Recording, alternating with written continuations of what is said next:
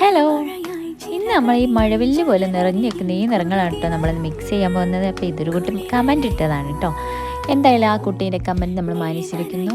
അതുപോലെ തന്നെ ആ കുട്ടി പറഞ്ഞ പോലെ തന്നെ കളറ് ഞാനിത് അവിടെ അപ്ലൈ ചെയ്ത് കൊടുക്കുന്നുണ്ട്. പർപ്പിൾ, റെഡ്, പിന്നെ യെല്ലോ ഈ ഒരു യെല്ലോയാണ് ഉള്ളത്. പിന്നെ വൈറ്റ്, പിന്നെ ഓറഞ്ച് കേട്ടോ. ഓറഞ്ച് റെഡ് ഏകദേശം ഈ ലൈറ്റിൽ സെയിം ആയിട്ട് നിങ്ങൾക്ക് തോന്നുന്നുണ്ടാവും.